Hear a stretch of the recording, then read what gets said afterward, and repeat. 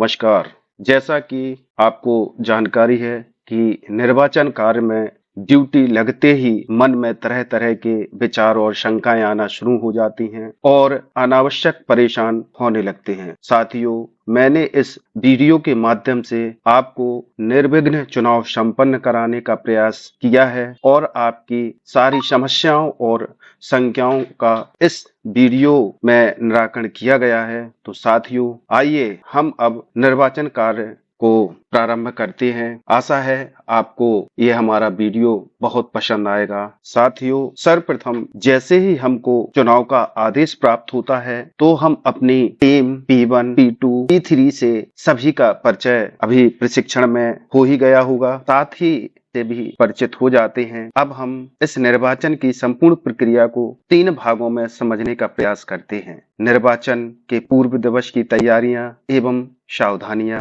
निर्वाचन दिवस के समय हमें क्या करना है और निर्वाचन के पश्चात की तैयारियां और सावधानियां। तो आइए साथियों, हम अब बात करते हैं निर्वाचन दिवस की पूर्व की तैयारियों के बारे में। सबसे पहले हम अपनी टीम के साथ जैसे ही सामग्री वितरण केंद्र से सामग्री प्राप्त करते हैं, इसके बाद हम अपनी टीम के साथ तसल्ली से चेकलिस्ट या वितरण सूची से सामग्री का आराम से मिलान करते हैं। मिलान करते समय हमें यह सुनिश्चित होना होगा कि जिस मतदान केंद्र पर मतदान कराना है, सामग्री उसी केंद्र की है अथवा नहीं। अब हम CU, वीवीपैट एवं BU के बॉक्स पर जो एड्रेस टैग पर संख्यांक अंकित हैं, उनको हम नोट कर लेते हैं। अमिट स्याही की CC में स्याही खास तौर पर चेक करते हैं। खाली CC तो नहीं है, इसका भी हम ध्यान रखते हैं। इस समय सामग्री का मिलान करने के उपरांत केवल CU को ऑन करके चेक कर लेते हैं। ध्यान रहे कि इसमें वीवीपैट और BU को जोड़कर नहीं देखना है। हम सभी सीलें, पीतल की सील, शुभेदक सील, मॉक पोल, स्लिप की सील, मतदान केंद्र क्रमांक की गोल सील, कागज की green paper seal, pink paper seal एवं स्पेशल टैग एवं एड्रेस टैग सही हैं एवं पर्याप्त मात्रा में हैं, इसका भी हम ध्यान रखते हैं।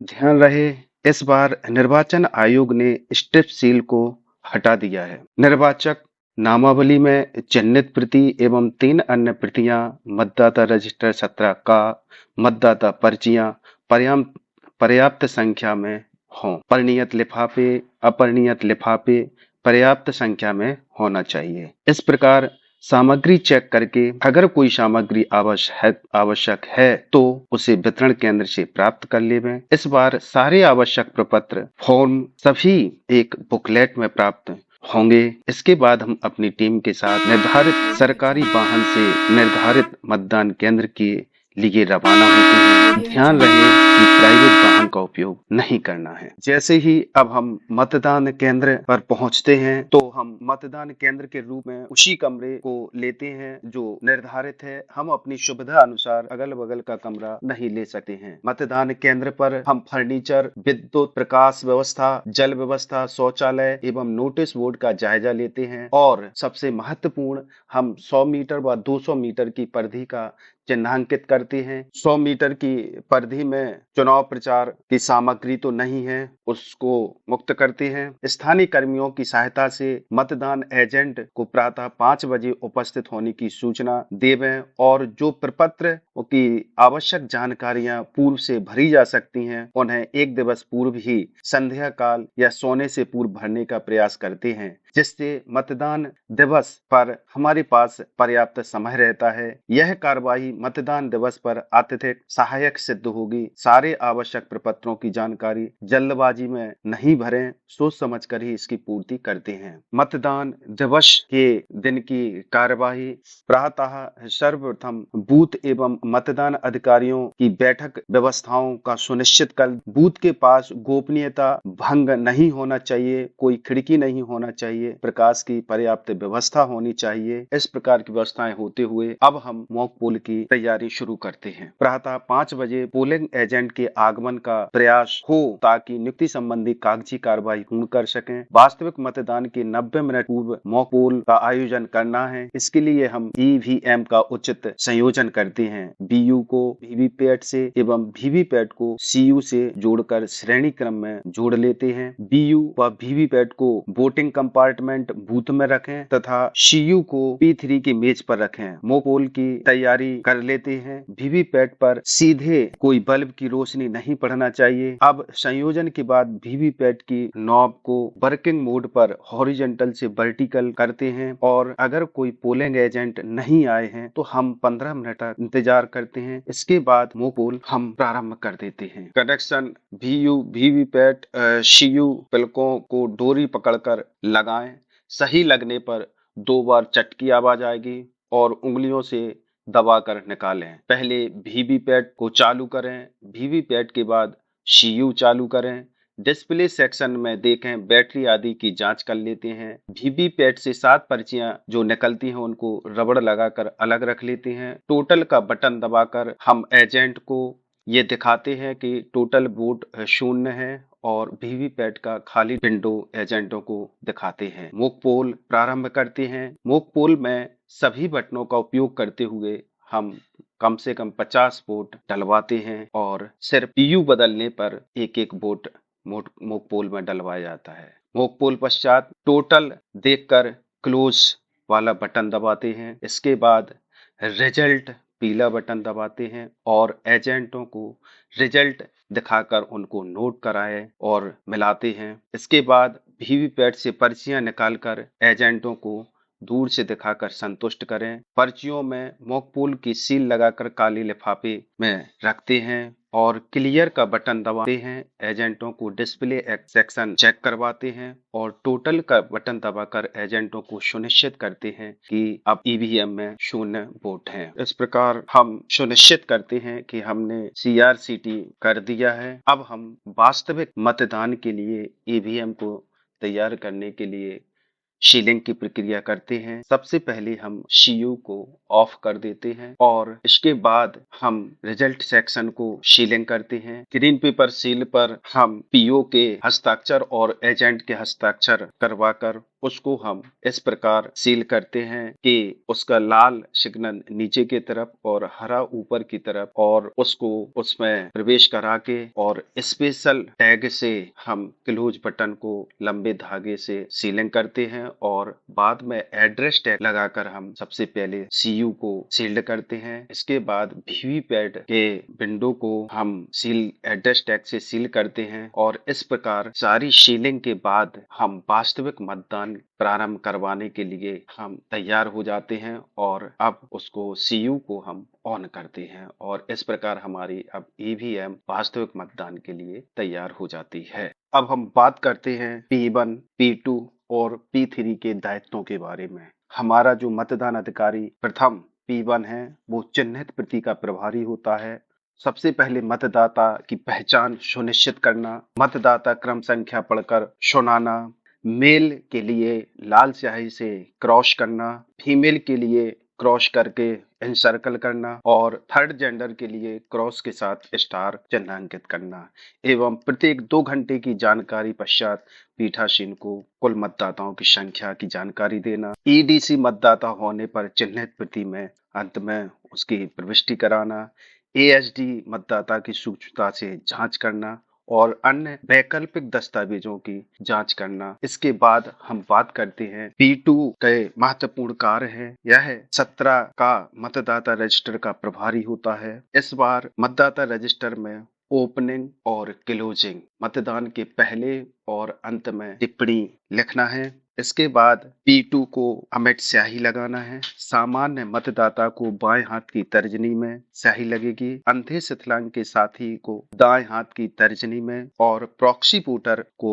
बाएं हाथ की मध्यमा में स्याही लगाना है। विशेष परिस्थितियों में अगर बाएं तर्जनी ना हो तो बाएं हाथ की किसी भी अंगुली पर, बाएं हाथ में अंगुली नहीं हो तो दाईं तर्जनी पर स्याही लगेगी और दाईं तर्जनी ना हो तो दाईं तर्जनी के पश्चात स्थित अंगुली पर, और दोनों हाथों में उंगली ना हो तो बाएं या दाएं ठूंठ पर स्याही लगेगी। इसके बाद मतदाता पर्ची जारी करना। P3 कंट्रोल यूनिट का प्रभारी होता है, अमिट स्याही की जांच करता है और जो पर्ची क्रम से तार स्टैंड में रखता है और मतदाता को बैलेट जारी करता है। लैंप एवं बीप की आवाज पर ध्यान देना है। CU का डिस्प्ले देखना, एरर और लो बैटरी प्रदर्शित होने पर पीठासीन को सूचना करना। इसके बाद हम बात करते हैं पीठासीन अधिकारी द्वारा की गई घोषणा। पहली घोषणा मतदान प्रारंभ के पूर्व की घोषणा, इसके बाद पश्चातवर्ती घोषणा, मतदान के अंत में घोषणा और चौथी EVM सील करने के पश्चात घोषणा। अब हम बात करते हैं विशिष्ट मतदाता। ASD absent shifted death list के मतदाता के पहचान फोटोयुक्त दस्तावेज और एपिक्से के सत्यापन से करते हैं और इनका 17 का रजिस्टर में हस्ताक्षर के साथ अंगूठे का निशान अवश्य लेते हैं। ASD लिस्ट से मतदान करने वाले मतदाताओं का रिकॉर्ड रखते हैं एवं मतदान समाप्ति पर इसका एक प्रमाण पत्र तैयार करते हैं। प्रॉक्सी वोटर, प्रतिनिधि द्वारा मतदान करना प्रॉक्सी वोटर कहलाता है, जो भारत सरकार के सुरक्षा और विशेष सेवाओं में लगे हुए हैं, उनको प्रॉक्सी वोटर की सहायता दी जाती है। इनके ऐसे वोटर के दाएं हाथ की मध्यमा पर हम स्याही का निशान लगाते हैं और 17 का रजिस्टर की कॉलम नंबर 2 में CSV लिस्ट का सरल क्रमांक भी लिखते हैं। अंधे विकलांग वोटर के जो साथी होते हैं उसकी घोषणा पत्र भरवाते हैं और साथी की दाएं हाथ की तर्जनी पर स्याही लगाते हैं ताकि वह किसी दूसरे के साथ सहयोगी के रूप में ना रखे, साथ में मत को गुप्त रखे, इसलिए घोषणा भरवाते हैं। कम उम्र के वोटर का घोषणा पत्र लेते हैं, आयु के संबंध में घोषणा पत्र लेते हैं और घोषणा पत्र पर पीठासीन के हस्ताक्षर होते हैं। मतदान के दौरान विशेष परिस्थितियां एवं निवारण के संबंध में हम देखते हैं कि यदि मूक पोल के दौरान CU, BU, VVPAT में से जो भी यूनिट खराब हो सिर्फ उसे ही बदला जाएगा, अर्थात CU खराब हो तो सिर्फ CU, BU खराब हो तो सिर्फ BU बदला जाएगा। जबकि वास्तविक मतदान के दौरान CU या BU खराब होने पर पूरा सेट CU, BU, VVPAT बदला जाएगा और प्रत्येक बटन को एक मत डालते हुए मूक पोल किया जाएगा। वास्तविक मतदान के दौरान VVPAT खराब होने पर सिर्फ VVPAT बदला जाएगा और मूक पोल की इसमें कोई आवश्यकता नहीं होती है। चैलेंज वोट, अभ्यक्षेपित वोट। जब कोई मतदाता वोट डालने के लिए आता है तो पोलिंग एजेंट के द्वारा ऑब्जेक्शन किया जाता है, चुनौती जाती है, उसको चैलेंज वोट कहते हैं। इसमें पोलिंग एजेंट के द्वारा 2 रुपए का शुल्क जमा किया करवाया जाता है और फिर पीठासीन अधिकारी उसकी संक्षिप्त जांच करता है। चुनौती सिद्ध होने पर वोटर को मतदान से वंचित करके चैलेंज फीस वापस करके पुलिस को सुपुर्द किया जाता है। चुनौती सिद्ध न होने पर मतदान की अनुमति देकर चैलेंज फीस वापस जमा नहीं करके जब्त कर लेते हैं। इसमें जब्ती होती है या तो व्यक्ति की या राशि की। अब बात करते हैं टेंडर वोट, निविदा मतपत्र। ऐसा मतदाता जो मतदान करना चाहता है जबकि उसके स्थान पर कोई अन्य मतदाता मतदान कर चुका है, ऐसे वोटर की पहचान प्रमाण पत्र से हम अवश्य करते हैं और इसको EVM द्वारा मतदान न कराकर निविदा मतपत्र के द्वारा हम मतदान की अनुमति देते हैं और इसको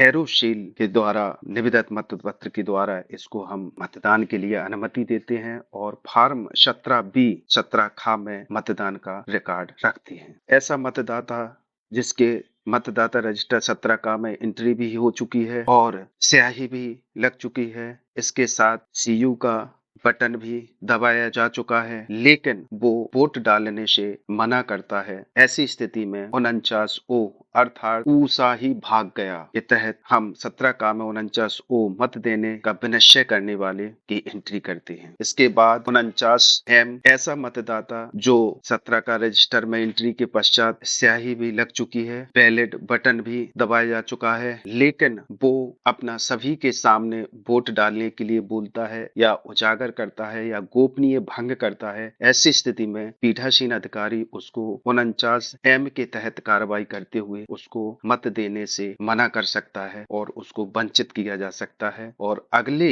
वोटर को हम वोट डालने के लिए आमंत्रित करते हैं।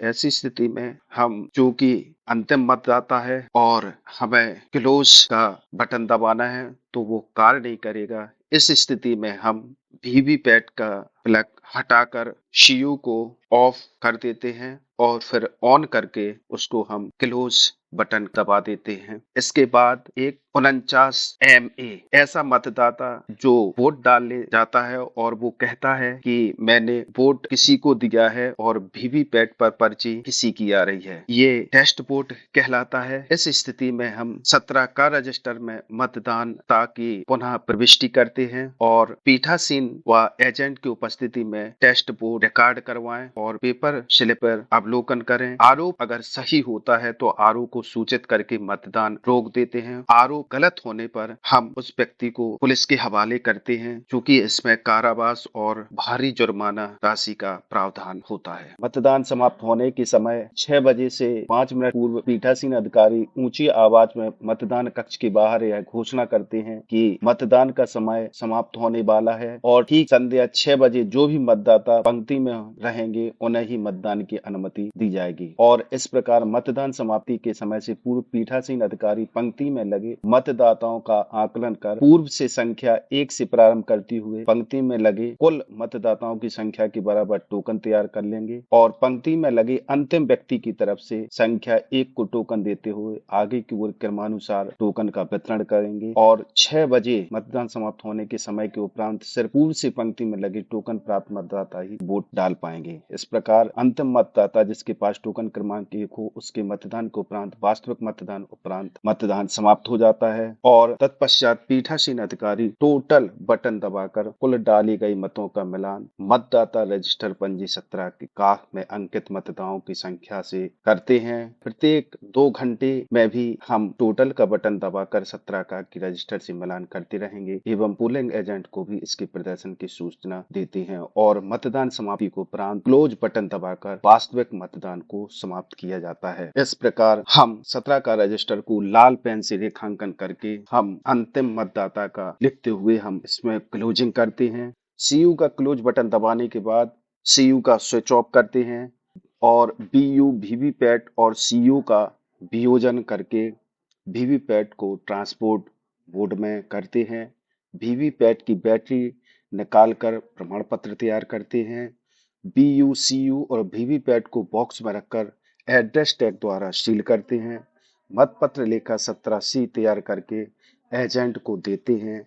पीठासीन की डायरी तैयार करते हैं और इस प्रकार जो निर्धारित 6 प्रकार के लिफाफे, पहला लिफाफा सफेद रंग का परिनियत, दूसरा लिफाफा सफेद रंग का परिनियत, तीसरा लिफाफा सफेद रंग परिनियत, चौथा लिफाफा पीले रंग का अपरिनियत, पांचवा लिफाफा खाकी रंग का अपरिनियत और छठवां लिफाफा नीले रंग का अपरिनियत। इनमें चाहे गए सभी प्रपत्रों को रखकर और हम वापस तैयार कर हम सरकारी वाहन से ही अपनी टीम के साथ वितरण केंद्र पर आकर हम सामग्री जमा करते हैं। साथियों, इस प्रकार मैं प्रमोद कुमार नापे टीकमगढ़ से मतदान के संबंध में एक वीडियो आपके समक्ष प्रस्तुत किया था। निश्चित तौर पर आपको पसंद आया होगा। बहुत बहुत धन्यवाद और हमारे इस चैनल को आप जरूर सब्सक्राइब करें। बहुत बहुत धन्यवाद।